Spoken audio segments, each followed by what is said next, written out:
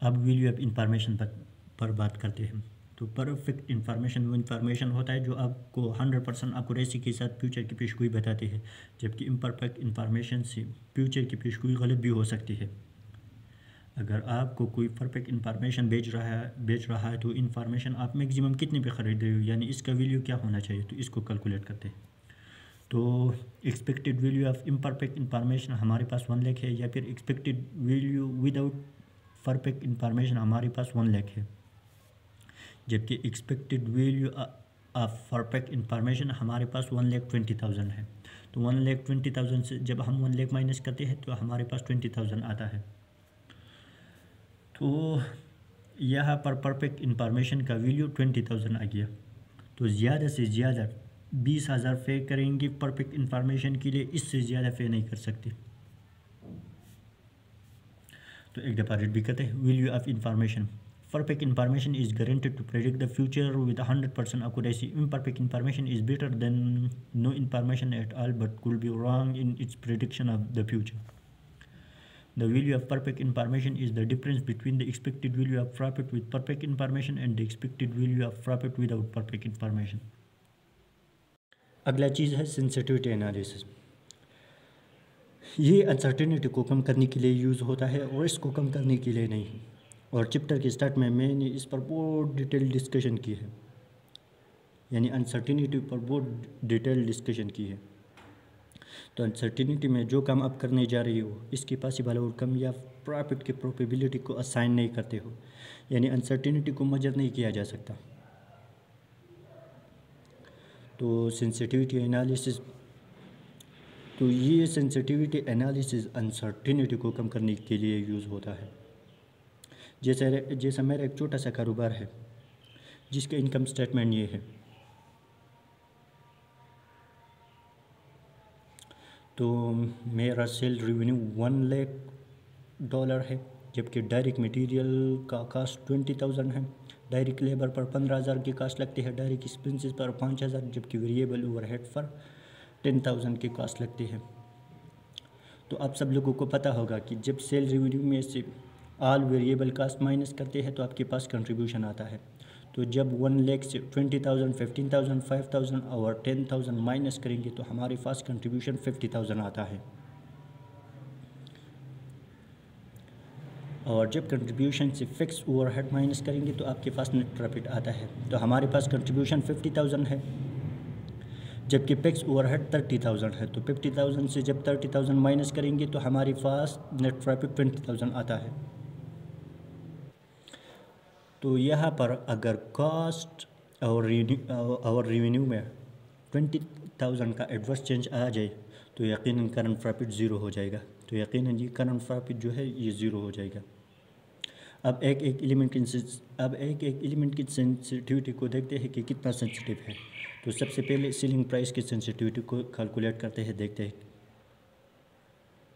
तो मेरा रेवेन्यू में कितना चेंज आ जाए, तो मेरा रेवेन्यू में कितनी की कमी आई कि मेरा प्रॉफिट ज़ीरो हो जाए, तो वो है 20,000, क्योंकि हमारे पास नेट प्रॉफिट 20,000 आया हुआ है। तो अब देखते कि ये 20,000 सेल रेवेन्यू का कितना परसेंट है। तो 20,000 को जब 1 लाख रेवेन्यू पर डिवाइड करेंगे तो 20,000 को जब हमने 1 लाख रेवेन्यू पर डिवाइड कर दिया और 100 से मल्टीप्लाई कर दिया तो हमारे पास सेलिंग प्राइस की सेंसिटिविटी 20% आ गया। यानी कि अगर सेल रेवेन्यू 20% से रिड्यूस हुआ तो हमारी करंट प्रॉफिट ज़ीरो हो जाएगा। सेंसिटिविटी एनालिसिस की एक अच्छी बात है कि नोमिनेटर में हमेशा 20,000 आता है। तो सेंसिटिविटी एनालिसिस की एक अच्छी बात है कि नोमिनेटर में हमेशा प्रॉफिट आता है और प्रॉफिट यहाँ पर 20,000 आया हुआ है। तो सेंसिटिविटी एनालिसिस की ये बहुत अच्छी बात है, यानी ये इसको कल तो ये सेंसिटिविटी एनालिसिस की एक बहुत बड़ी अच्छी बात है कि नोमिनेटर में हमेशा प्रॉफिट आता है। और प्रॉफिट तो अमूमन क्वेश्चन में गिवन होता है, जैसे यहाँ पर प्रॉफिट गिवन है। अब डायरेक्ट मटेरियल की सेंसिटिविटी को देखते हैं। तो डायरेक्ट मटेरियल में कितना चेंज आ जाए कि मेरा करंट प्रॉफिट ज़ीरो हो जाएगा, तो 20,000 का, क्योंकि हमारे पास नेट प्रॉफिट 20,000 आया हुआ है। तो अब देखते हैं कि ये 20,000 डायरेक्ट मटेरियल की कास्ट का कितना परसेंट है। तो 20,000 को जब हम डायरेक्ट मटेरियल की कास्ट 20,000 पर डिवाइड करेंगे तो 20,000 को हमने 20,000 पर डिवाइड कर दिया और 100 से मल्टीप्लाई कर दिया, तो हमारे पास डायरेक्ट मटेरियल की सेंसिटिविटी 100% आ गई। यानी अगर डायरेक्ट मटेरियल की कॉस्ट 100% से बढ़ जाए तो करंट प्रॉफिट ज़ीरो हो जाएगा। तो ये करंट प्रॉफिट ज़ीरो हो जाएगा। डायरेक्ट लेबर की सेंसिटिविटी को फाइंड करते हैं। अब डायरेक्ट लेबर की सेंसिटिविटी को देखते हैं, फाइंड करते हैं। तो डायरेक्ट लेबर में कितना चेंज आ जाए कि मेरा करंट प्रॉफिट ज़ीरो हो जाएगा। तो 20,000, तो 20,000 का एडवर्स चेंज, क्योंकि हमारे पास नेट प्रॉफिट 20,000 आया हुआ है। अब देखते हैं कि ये 20,000 डायरेक्ट लेबर की कास्ट का कितना परसेंट है। तो इस 20,000 को जब हमने डायरेक्ट लेबर की कास्ट 15,000 पर डिवाइड कर दिया, तो 20,000 को जब हमने 15,000 पर डिवाइड कर दिया और 100 से मल्टीप्लाई कर दिया, तो ये हमारे पास 133% आ गया। तो अगर डायरेक्ट लेबर की कास्ट 133% से बढ़ जाए, इंक्रीज हो जाए, तो हमारा करंट प्रॉफिट ज़ीरो हो जाएगा। अब वेरिएबल ओवरहेड की सेंसिटिविटी को कैलकुलेट करते हैं। तो वेरिएबल ओवरहेड में कितना चेंज आ जाए कि हमारा करंट प्रॉफिट ज़ीरो हो जाएगा। तो 20,000, क्योंकि नेट प्रॉफिट 20,000 है। तो अब देखते हैं कि ये 20,000 वेरिएबल ओवरहेड का कितना परसेंट है। तो इस 20,000 को जब हम वेरिएबल ओवरहेड की कास्ट पर डिवाइड करेंगे, तो 20,000 को जब हमने 10,000 पर डिवाइड कर दिया और 100 से मल्टीप्लाई कर दिया, तो 20,000 को हमने 10,000 पर डिवाइड कर दिया और 100 से मल्टीप्लाई कर दिया, तो ये हमारे पास 200% आ गया। यानी अगर वेरिएबल ओवरहेड 200% से बढ़ जाए, इंक्रीज़ हो जाए, यानी अगर वेरिएबल ओवरहेड की कास्ट 200% से बढ़ जाए, इंक्रीज़ हो जाए, तो हमारा करंट प्रॉफिट जो है ये ज़ीरो हो जाएगा। अब फिक्स ओवरहेड की सेंसिटिविटी को देखते हैं, कैलकुलेट करते हैं। तो फिक्स ओवरहेड में कितना चेंज आ जाए कि हमारा करंट प्रॉफिट ज़ीरो हो जाएगा। तो 20,000, क्योंकि नेट प्रॉफिट जो है 20,000 है, तो इस 20,000 को जब हम फिक्स ओवरहेड की कास्ट पर डिवाइड करेंगे, तो 20,000 को जब हमने 30,000 पर डिवाइड कर दिया, तो ये 20,000 डिवाइड बाई 30,000 और इसको जब हमने 100 से मल्टीप्लाई कर दिया, तो हमारे पास 67% आ गया। तो इसका मतलब हुआ कि अगर फिक्स ओवरहेड 67% से बढ़ जाए, इंक्रीज़ हो जाए, तो हमारा करंट प्रॉफिट ज़ीरो हो जाएगा। और यहाँ पर सबसे ज़्यादा सेंसिटिव कौन है, तो वह है सेलिंग प्राइस की सेंसिटिविटी, जो कि है 20%। क्योंकि अगर सेलिंग प्राइस में 20% से एडवर्स चेंज आ गया, तो हमारा करंट प्रॉफिट ज़ीरो हो जाएगा। तो हम सबसे ज़्यादा इस पर ध्यान देंगे कि इस तरह कम ना हो जाए, कि ये सेलिंग प्राइस किस तरह कम ना हो जाए, क्योंकि ये सबसे ज़्यादा क्रूशियल है। तो सेंसिटिविटी एनालिसिस पर हमने कुछ डिस्कशन किया कि अनसर्टिनिटी को कम करने के लिए यूज़ होता है, और कुछ एलिमेंट्स की सेंसिटिविटी भी कैलकुलेट की। अब जो ये लिखा है इसको एक दफ़ा रीड करते हैं कि sensitivity analysis is a method of analysing the uncertainty in a situation और decision. It measures the effect of changes in the estimated value of an item, key factor on the future outcome. It can therefore be used to assess the sensitivity of the expected outcome to a variation or changes in the value of an item, key factor. तो अब sensitivity analysis के advantages और disadvantages पर बात करते हैं। तो sensitivity analysis के advantages: no complicated theory to understand, information facilities subjective judgement to decide the likelihood of the various possible outcome consider. तो इसका मतलब है कि आपकी मर्ज़ी है कि आप किसी एलिमेंट का सेंसिटिविटी निकाल रहे हो, यानी direct material, direct labour, selling price या फिर कोई और एलिमेंट, तो आपकी मर्ज़ी है। तो सेंसिटिविटी एडवांटेजेस में जो सबसे लास्ट नंबर पर वो है it identifies area which are crucial for the success of project. यानी जो सबसे ज़्यादा क्रूशियल है, जैसे सेंसिटिविटी एनालिसिस के क्वेश्चन में आपको पता चल गया कि सेलिंग प्राइस सबसे ज़्यादा क्रूशियल है क्योंकि वो सबसे ज़्यादा सेंसिटिव है। तो हम इस पर बहुत ज़्यादा ध्यान लगाएंगे कि ये किस तरह कम। अब सेंसिटिविटी एनालिसिस के डिसएडवांटेजेस पर बात करते हैं। तो इसमें जो सबसे पहला है, it assume that changes two variable can be made independently. ये एज्यूम करता है कि वेरिएबल में चेंजेस इंडिपेंडेंटली होते हैं, यानी कि एक वेरिएबल में चेंजेस आते हैं और इसके अलावा बाकी और वेरिएबल अपनी जगह सेम रहते हैं।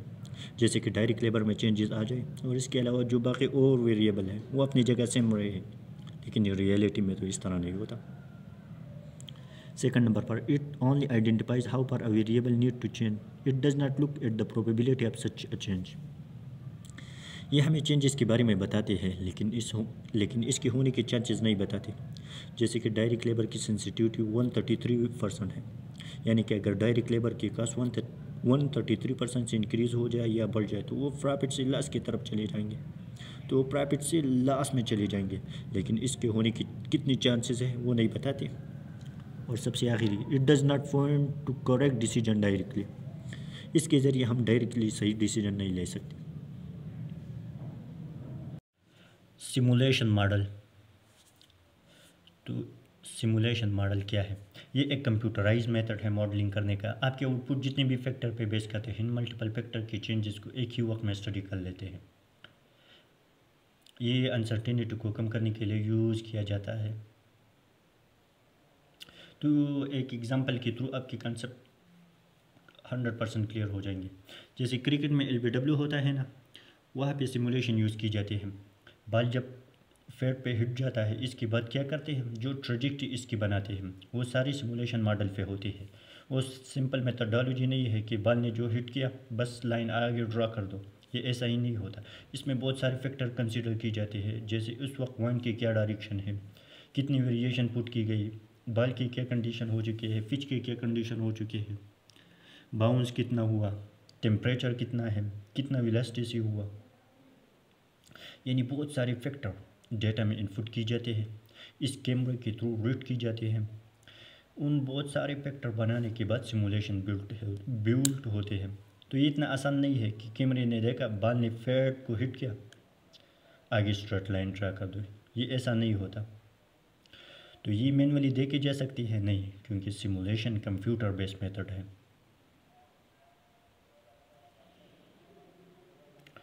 तो सिमुलेशन में सॉफ्टवेयर होंगे, बहुत सारे कम्प्लेक्स लोग IT के प्रोफेशनल जो सिमुलेशन को समझते हैं, बहुत सारे फैक्टर को कैसे वेटेज लेते हैं, वो काम करते हैं कंप्यूटर बेस के ऊपर। और क्या काम करेगा, इन्वेस्टमेंट प्रोजेक्ट की प्रोबेबिलिटी की डिस्ट्रीब्यूशन लेगा, वो सिनेरियो बिल्ड करेगा कि क्या क्या सिचुएशन चेंजेस हो जा सकती है जिसकी वजह से आपकी इन्वेस्टमेंट इफ़ेक्ट हो सकती है, कितनी चांसेस है इसके इफ़ेक्ट होने के, वो अगर इफ़ेक्ट होंगे तो हमारे आउटकम क्या आएंगे, ये सारे मेजर कर सकते हैं। तो ये सिमुलेशन मॉडल में इस तरह चीज़ें होती है। तो एक दफ़ा रिड भी करते हैं simulation model. Simulation model can be use to deal with decision problem when there are large number of uncertain variable in the situation. Random number are use to assign values of the variable. The term simulation model is often used more specifically to refer to modeling which make use of random numbers. This is the Monte Carlo method of simulation. In the business environment, it can, for example, be used to examine inventory, coining, scheduling, and forecasting problem. Random numbers are allocated to each possible values of the uncertain variable in the proportion to probabilities, so that probability of 0.1 gets 10% of the total number to be assigned. These random numbers are used to assign values to the variable. Drawback of simulation model. तो simulation model के disadvantages पर बात करते हैं। तो इसमें जो सबसे पहला है, ये डिसीजन मेकिंग टेक्निक नहीं है, यानी बिजनेस में इसके जरिए बड़ी फैसले नहीं ले सकती। तो it is not a technique for making a decision. Second number पर जो है, ये हद से ज़्यादा कम्प्लेक्स प्रोसेस होता है, तो model can become extremely complex. Third number पर ये सम टाइम इस पर टाइम और कास्ट इसकी बेनिफिट से ज़्यादा लगती है। तो time and cost involve in their construction can be more than gain from the improve decision. और सबसे आखिरी प्रोबेबिलिटी यानी चांसेस को इसमें डिस्ट्रीब्यूट करना बहुत मुश्किल होता है। प्रोबेबिलिटी डिस्ट्रीब्यूशन में भी डिफ़िकल्ट टू फार्मूलेट। तो ये था हमारे पास simulation model. Research technique to reduce uncertainty. तो रिसर्च टेक्निक पर अब बात करते हैं। ये अनसर्टिनिटी को कम करने के लिए यूज़ की जाती है। गैर यकीनी सूरत हाल को यकीनी सूरत हाल में कन्वर्ट करती हो। तो मार्केट रिसर्च में कस्टमर से उसकी ऑप्शन कलेक्ट करती हो, कस्टमर की प्रेफरेंस का पता चलता है, इसकी ख्वाहिशात का पता चलता है, कस्टमर की इंटेंशन का पता चलता है, कस्टमर की सिचुएशन का पता चलता है, जिससे आप अनसर्टन से सर्टन सिचुएशन पे चले जाते हो। जैसे आप लग्जरी प्रोडक्ट बनाने लगे हैं, अब आपको पता नहीं कि ये प्रोडक्ट बिकेगा, सेल होगा कि नहीं। अब जनरल पब्लिक के पास गए और एक एक बंदे से पूछ रहे हो कि हम इस तरह चीज़ लॉन्च कर रहे हैं, आप ख़रीदेंगे कि नहीं। तो जनरल पब्लिक ने कहा हमारे पास 2 वक्त रोटी खाने के पैसे नहीं हैं और आप कह रहे हैं कि लग्जरी ख़रीदेंगे कि नहीं। तो उसने कहा कि हम ये नहीं ख़रीदेंगे, कि हम ये लग्जरी प्रोडक्ट को नहीं ख़रीदेंगे। तो इससे क्या हुआ, अनसर्टनिटी ख़त्म हो गई, आपको क्लैरिटी आ गई, यानी हमें क्लैरिटी आ गई कि ये लोग नहीं ख़रीदेंगे, ये लग्जरी प्रोडक्ट को लोग नहीं ख़रीदेंगे। तो एक दफ़ा रीड भी करते हैं। Research technique to reduce uncertainty. Market research into customer habits, attitude और intention can be used to reduce uncertainty. Market research is the systematic process of gathering, analyzing, and reporting data about market to investigate, describe, measure, understand, or explain situation or problem facing the company or organization. अगला चीज़ है focus group. ये भी represent कर ये focus group ये भी research करने का एक तरीक़ा है। Rather than question from large public, आप एक छोटे से ग्रुप से सवाल करते हो और वो छोटा सा ग्रुप लार्जर पॉपुलेशन को रिप्रेजेंट करता है। जैसे आजकल पॉलिटिकल सिचुएशन बहुत ख़राब है, सुप्रीम कोर्ट को दबाने की कोशिश की जा रही है और जजेस को भी प्रेशराइज करते हैं। तो आप जानना चाहते हो कि इस पर वकीला बरादरी क्या कह रहे हैं। तो बजाय कि मैं एक एक वकील के पास जाऊँ, तो फिर मैं क्या करूँगा, जो वकील पूरी वकील बरादरी को रिप्रेजेंट करते हैं उनमें से 7 लोगों को उठाऊँगा और इससे सवाल पूछूँगा कि उससे सवाल पूछूँगा तो वो हमारे पास फोकस ग्रुप आ गया जो रिप्रेजेंट कर रहा है वकील बरादरी को।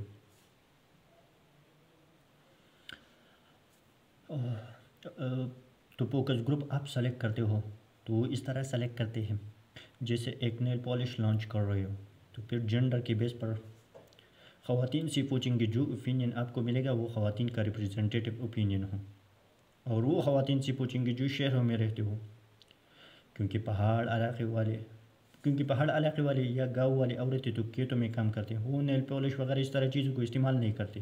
तो शहर वाली औरतों से इस नेल पॉलिश के बारे में पूछेंगे कि ये हम लॉन्च कर रहे हैं, आपको किस तरह लग रहा है, आप ख़रीदेंगे कि नहीं।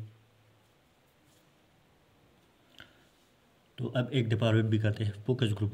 A focus group may be used to obtain qualitative view and opinion from a small group of individuals. The group is asked about their opinion and attitude toward a product or service, and members of the group are encouraged to share their views with each other as well as with the person leading the group. Participants in a focus group are recruited on the basis of similar demographic, lifestyle, buying attitude, or other behavior, so that the views of the group provided may be regarded as a typical of the target market for the product. Like market research, focus group reduce uncertainty by providing information, and the information will influence decision about designing and marketing product. अब types of data collected. जो आप research कर रहे हो और data आपको मिलते हो तो वो डेटा प्राइमरी डेटा भी हो सकते हैं, सेकेंडरी डेटा भी हो सकते हैं। वो डेटा प्राइमरी डेटा से भी आप कलेक्ट कर रहे हो और सेकेंडरी डेटा से भी। तो प्राइमरी डेटा क्या होता है, वो डेटा जो आप पहली दफ़ा ख़ुद कलेक्ट कर रहे हो और पहले से कलेक्टेड ना हो। तो प्राइमरी डेटा वो डेटा होता है जो आप पहली दफ़ा खुद कलेक्ट कर रहे हो और पहले से कलेक्टेड ना हो। और सेकेंडरी डेटा किसी ने रिसर्च की और वो छाप दिया, आपने वो परचेज़ कर ली, तो ये आपके पास सेकेंडरी डेटा आ गया। किसी ने रिसर्च की और वो छाप दिया, आपने वो परचेज़ कर ली, तो ये आपके पास सेकेंडरी डेटा आ गया। टाइप्स ऑफ डेटा कलेक्टेड में थर्ड नंबर पर है क्वालिटेटिव डेटा। मैं अपने दोस्त से पूछ लेता हूँ कि तुम जब सेल के लिए मरी गए थे तो आपको कितनी खुशी हुई, तो वो मुझे बताएगा कि बहुत खुशी हुई। मगर ये क्वालिटेटिव डेटा है क्योंकि इसको मेजर नहीं किया जा सकता। या फिर एक इलाके में सैलाब आया हुआ है, मैं कहूँ सैलाब ज़दगान लोग बहुत परेशान हैं, तो ये क्वालिटेटिव डेटा है क्योंकि इसको मेजर नहीं किया जा सकता। टाइप्स ऑफ डेटा कलेक्टेड में फोन नंबर पर है क्वांटिटेटिव डेटा। क्वांटिटेटिव डेटा जैसे मैं एक बंदी से पूछता हूँ कि आपने कितनी यूनिट बेच दी, कि आपने कितनी यूनिट आज सेल कर दी, तो इसको काउंट कर सकते हैं, तो ये क्वांटिटेटिव डेटा है। एक एक बंदी की मोबाइल का दुकान है और इससे मैं पूछ लेता हूँ कि आज आपने कितनी मोबाइल को सेल कर दी, तो मुझे कहता है कि आज मैंने 10 मोबाइल सेल कर दी, तो ये भी क्वांटिटेटिव डेटा है क्योंकि इसको काउंट कर सकते हैं।